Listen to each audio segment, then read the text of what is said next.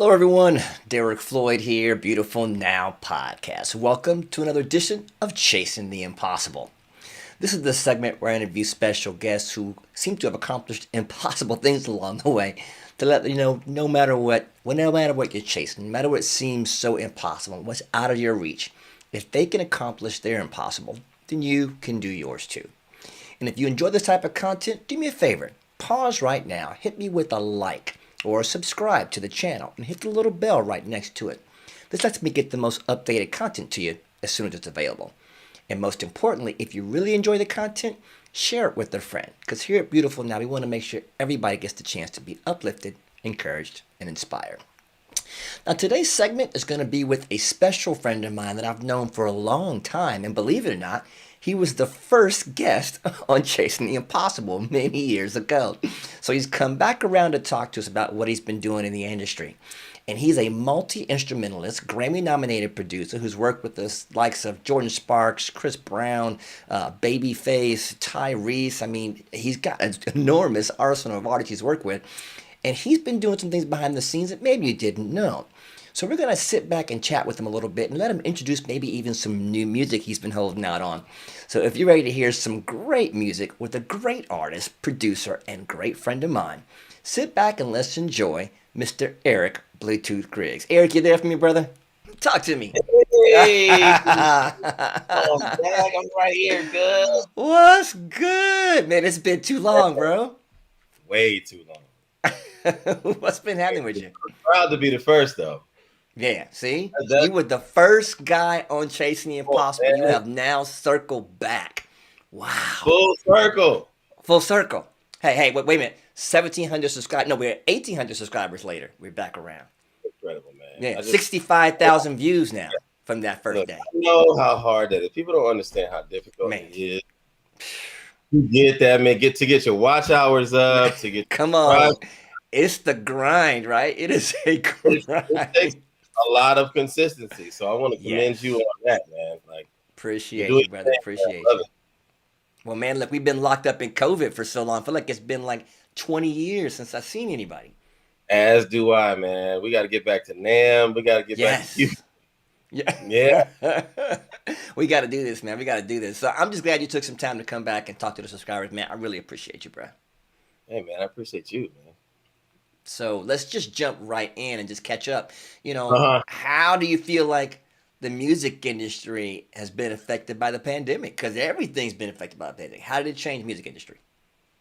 Well, it drastically changed a certain area of the music industry, which is live performance, of course, right?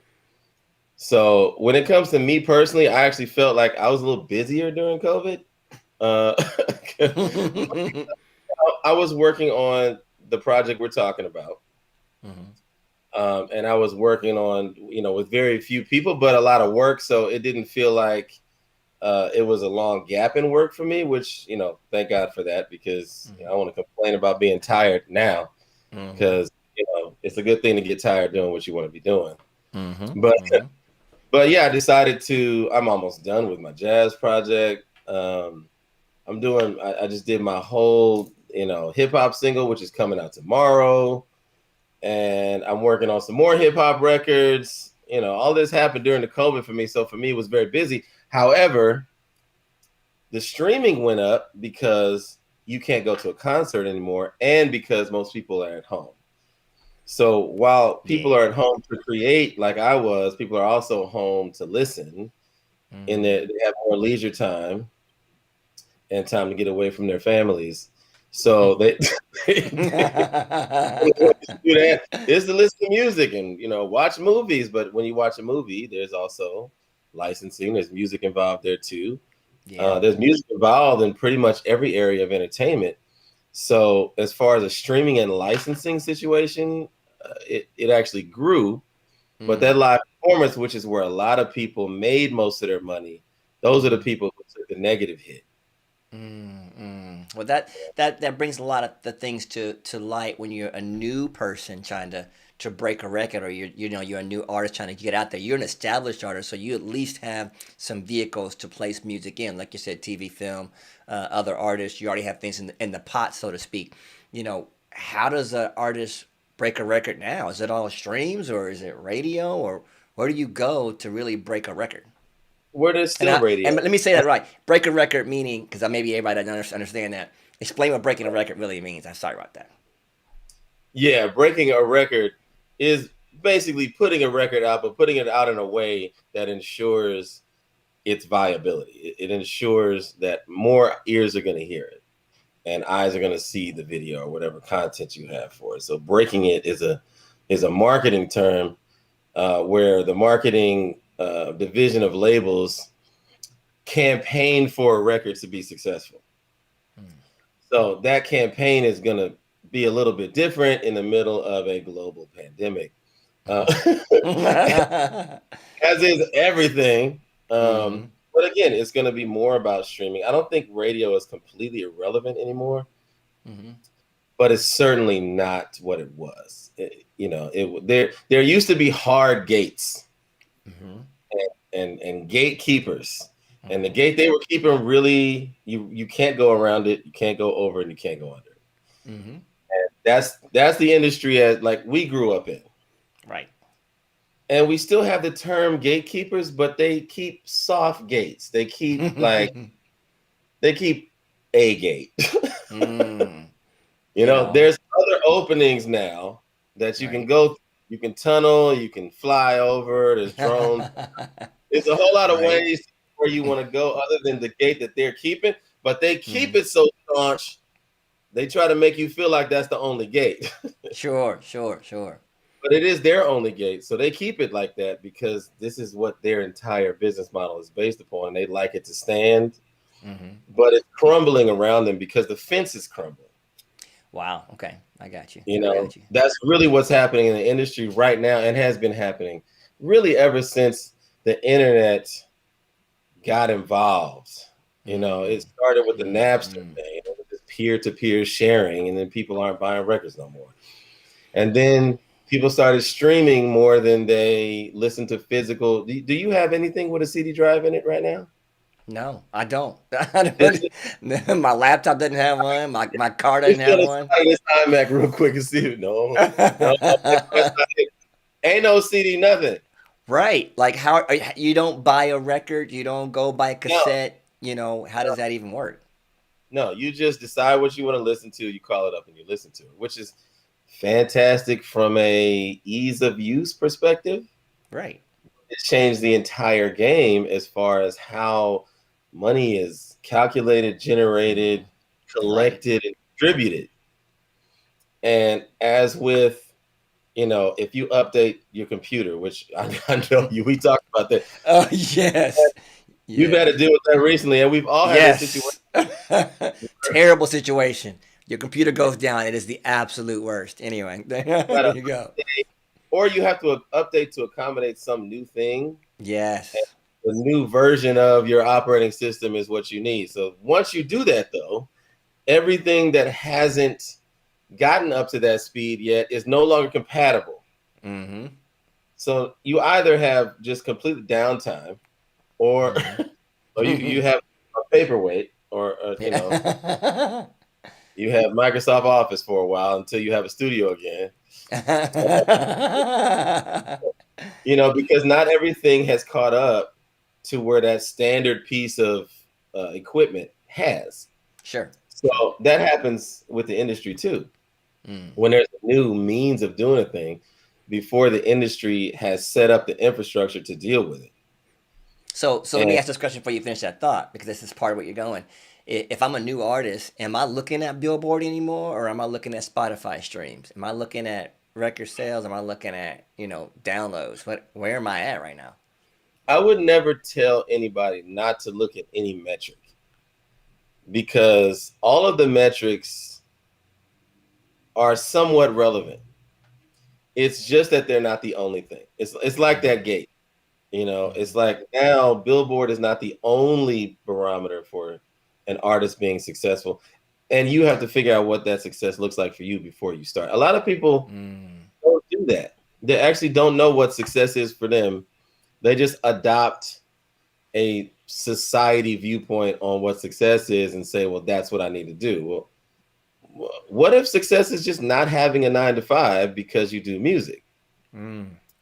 That's success for you. If that's success for you, you don't need to make $1 million to consider yourself successful. You just need to not need any other source of income. Yeah. Yeah. That's successful. Yeah. Hey, for If you me can do too. that as an Completely artist, I successful. consider you successful. Whether you do or not, it's your business. But I consider you successful Yes. because you don't Yeah. need another source of income to do what you do, and you've actually supported yourself with your art. That's to be commended, and it shouldn't be overlooked because you're not on the top of the Billboard charts. So true. So true. So true. So true. So knowing that then and knowing how busy you've been, during lockdown, you obviously, how did you keep creative in the middle of all this pandemic madness? Because this kind of world stuff can throw off your creativity. How did you stay in the zone and, what were you working on? I don't really, I don't really think of it that way. I don't. I am that. I am a creator. What I am doesn't change with a pandemic. That's what I am, and it's based on who I am. So all those things, it's just still intact no matter what happens with the rest of the world. If I'm in a studio by myself, I can still create. As a matter of fact, what else is there? Yeah. Yeah. Now that you locked up, you might as well get it going. Yeah, right. A lot of times we'll go to a remote island or somewhere to finish a project because nobody can be distracted. Like, we're taking a Right. trip 2-3 weeks. Yeah. We're going to Hawaii. We're going to whatever Yeah. to record the rest of this project because everybody's there to do one thing. We know it's going to get done. We got a deadline to meet. Everybody knows we're gone, so nobody. COVID was a built-in Hawaii for everybody. Who's gonna call you and say, "Come over"? Who's gonna do that? Wow. Yeah. Who's Yeah. gonna come over your house right now? Nobody. So if Yeah. you're in your house and you're a creator Wow. and you have the stuff, so I mean, I do have a little bit of a head start on people who A don't have a little bit. studio, That much. right? Not that Having much. a studio in your house matters, but there's Amazon, so I mean, if you can afford a studio in your house, it can Yeah. still get there. Yeah. And you don't need all of this to make Yeah. music. You don't need a bunch of equipment to get it. Not anymore. You can get it done with a laptop, a microphone, and an interface. Come on. Yeah, as far as getting it done, yeah, you don't need everything I have to do that. No. Uh, you need your creativity and you need a couple choice items, and you can make a hit record that sounds just as Yes. good as anything else on the radio. Yes. Yes. so, Especially now. so yeah, that was the good part of it being 2021 when this thing happened, as opposed to 85.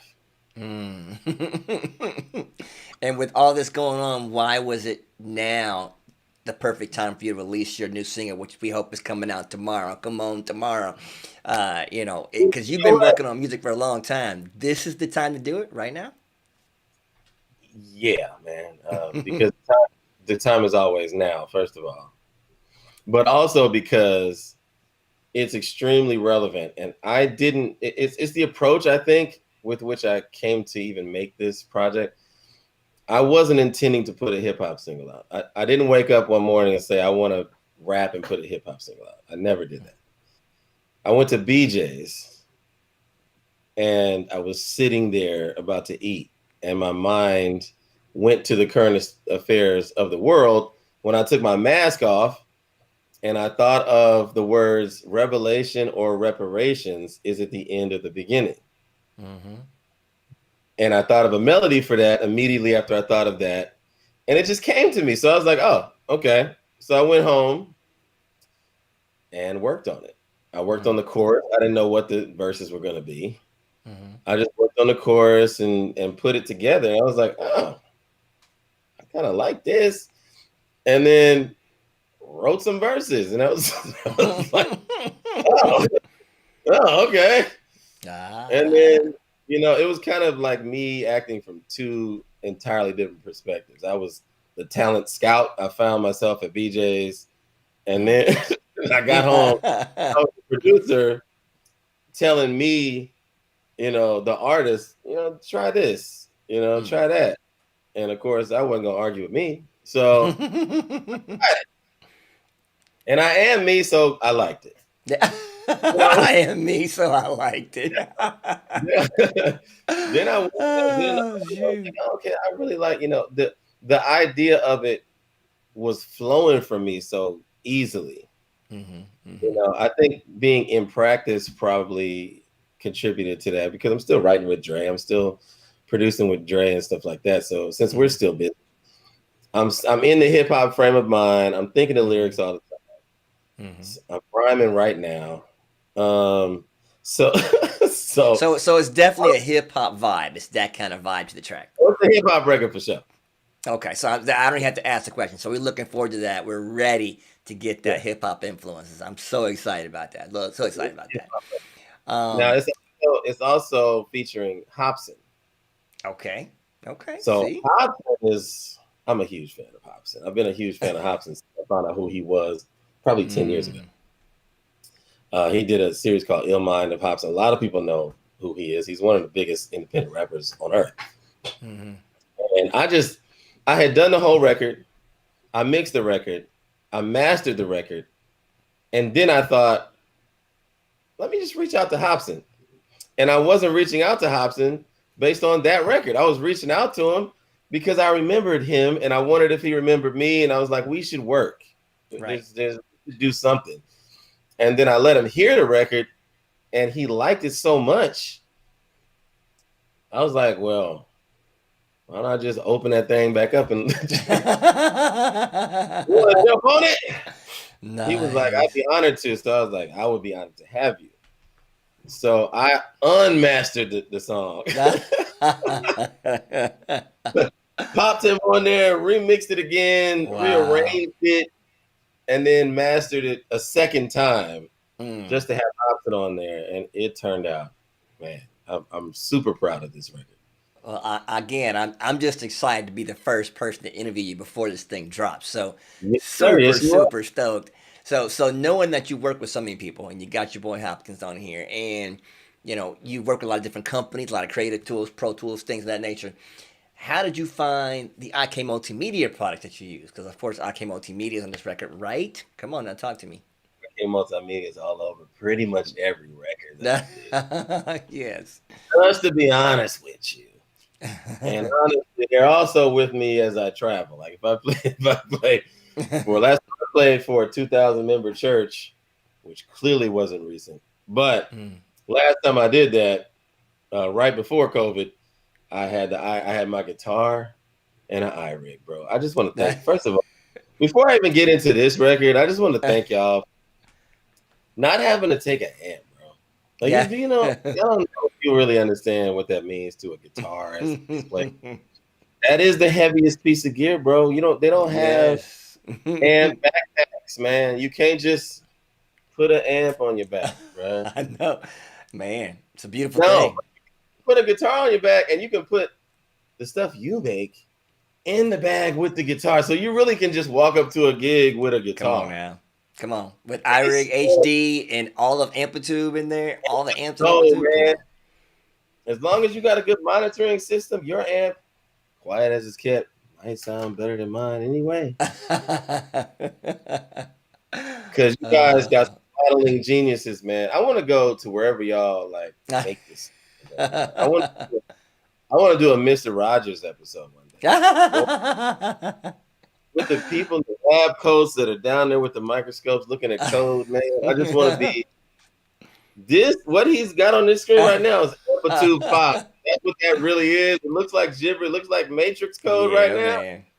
But that's Amplitude 5, and that's what I use to play on my guitar, first of all, my jazz album. That's what's up. You changed my whole life with Amplitude 5. So every bass that I do. Every bass for sure. Yes. Most of the guitars, but absolutely every bass goes to a particular amp and is now part of my sound. When you're a producer, when you're an artist, having signatures is good. True. If you find something that you can just slap on anything like butter, you know what I'm saying? Like salt and pepper, you know what I'm saying? It's not curry curry powder. You can't put that on everything. Y'all got the curry powder.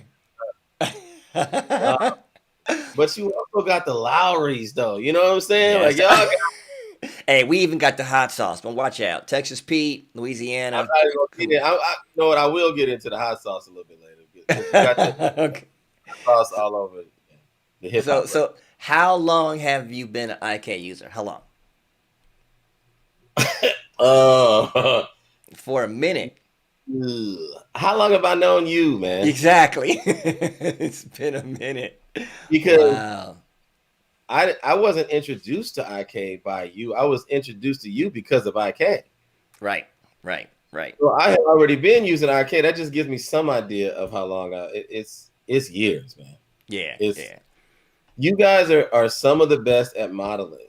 You know, a lot of these companies get props for, especially in that way in the modeling world, because it's all about. It's so funny when you have a new technology. The weaknesses in the old technology is what you now wish the new technology has. Yeah. You know, when the wow and flutter was happening in the tape, that was never seen as a good thing necessarily. Right. But now we got things that only emulate wow and flutter. To put it back, yeah. What's that all about? It used to be driving us crazy, and now it's nostalgia, right? I guess like relationships, right? Yeah. So now that it's gone, you want the nostalgia. But you guys create that nostalgia. Oh, I know I use that tape echo. It's a Tape green. echo is killer. Yeah. Yo, man, I remember the first. You know, it's funny, like with no air. You know, you made a hit record when people can remember where they were when they heard it and what they were doing, no matter how long it is ago. When people say, you know, No Air is my favorite song, man, the next thing they usually say is, I was driving down so-and-so, or I had just gotten finished doing this, or no matter how many years later you remember what you were doing, it stamps the moment that you heard it first. I had that experience with the tape echo, man. Like, when I first instantiated that, of course, I was sitting right here. Of course.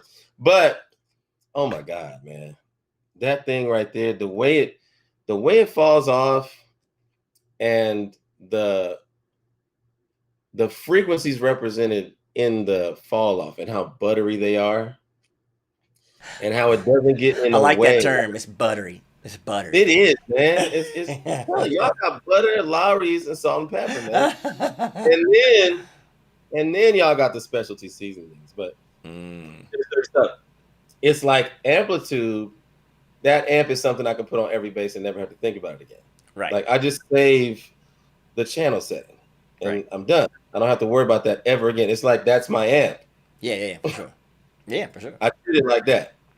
You got other stuff like that too. That delay is one of those things that every delay I was picking up was good. It was doing something, but I had to do something to it. Right. To get it to sound like that. And the tape delay just opened up, and it opened up what I put it on. There it is. It just more open without interfering with the original signal too much. So I could have it up and heard without killing, competing too much with the original signal. So it was amazing. Wow. And that's the echo, y'all. That's just the echo. So you didn't use amplitude, you use the tape echo. I know you use Miroslav a lot too for the strings. Man, tell me, of all the stuff that you use, what's your favorite IK product? Your favorite one? Favorite IK tool? I can't do that, man. The plugins are all in this room, and they're listening to me right now. I can't do that. Then the next time I pull up White 2A, he gonna be acting funny, man. I don't want to, I don't want to play favorites. But speaking of that White 2A though, White 2A is stupid, man. The white, what I like about it, a lot of people like the noise of the original gear because it's part of the sound of the gear. But what I've noticed is that the White 2A has the harmonic character of the original gear without the noise. Yeah. They actually didn't model the noise. They just modeled the harmonics. character. I just want the harmonics sometimes, man. You know what I'm Wow. saying? Sometimes I just want to block out all the noise and just hear the sweet harmonics. And that's what the Y2A does for me. So it's very often on a lot of different things, certainly vocals. Nice. Um, I'm getting into this the new one that you have. I'm anxious to really dive into it. Is with The compressor. the That compressor. is crazy. It's the stressor and a compressor. Uh, It's beyond your mind. You're gonna be like, what? a It's little gonna blow bit. your mind. I'm a little bit afraid. Be Uh, afraid. Be afraid. It's that yeah, good. but I'm It's afraid that good. like people watch horror movies. You know what I'm saying? They want that fear. That fear is. I think that fear is going to help me sound better. I want that. I want to bring it closer to me and deal with it head on. So that's Wow. going to be the next thing I get into. But that Y2A, I love to death. Oh, the Y2, you know what? Let's not, and the Black 76. Oh, yeah. Let's gonna be racist. Let's See. go. Let's go Black 76 with that too, because on bass,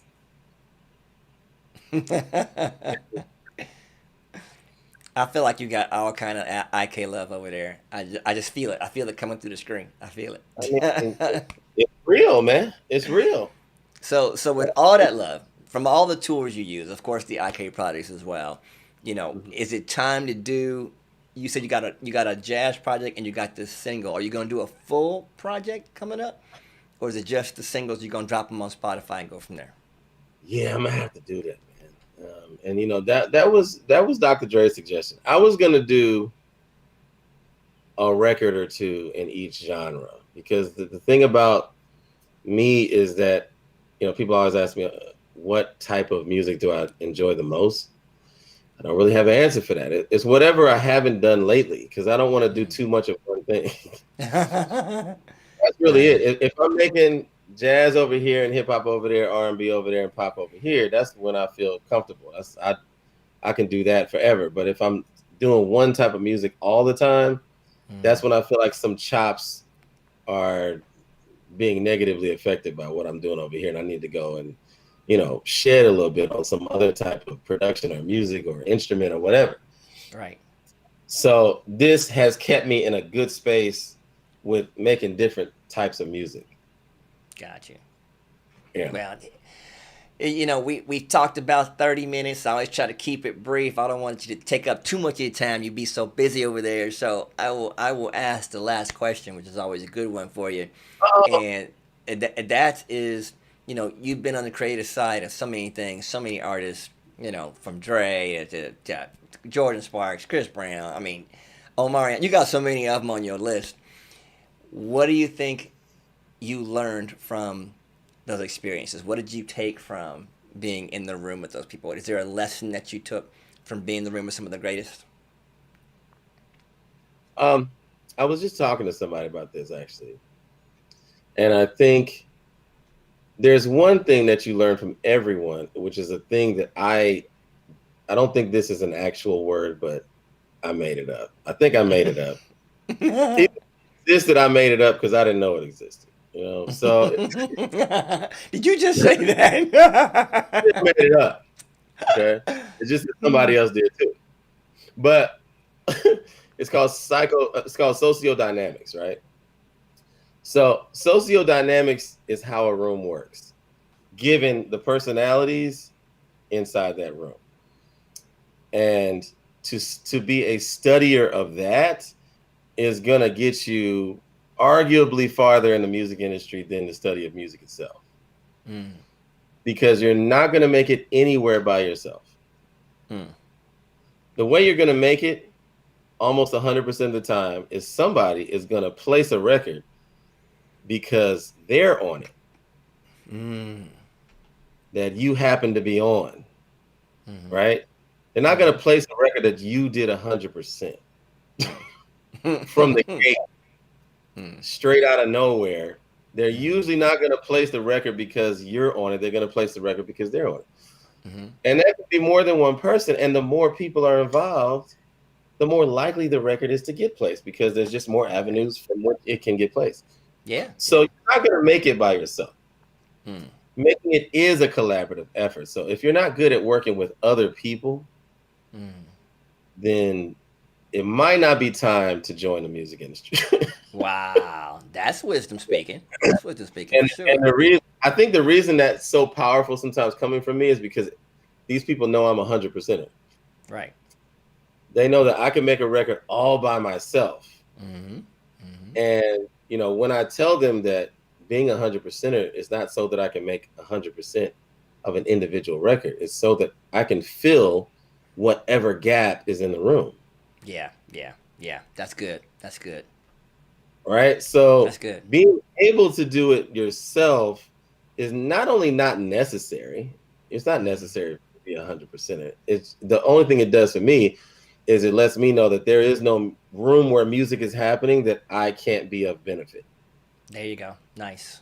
But Nice. that just means I don't have to pick my rooms for that reason. Whatever you do, you should pick your rooms for that reason. If you're a writer and you don't produce, teaming up with another writer is cool, but teaming up with a producer means you got a whole record.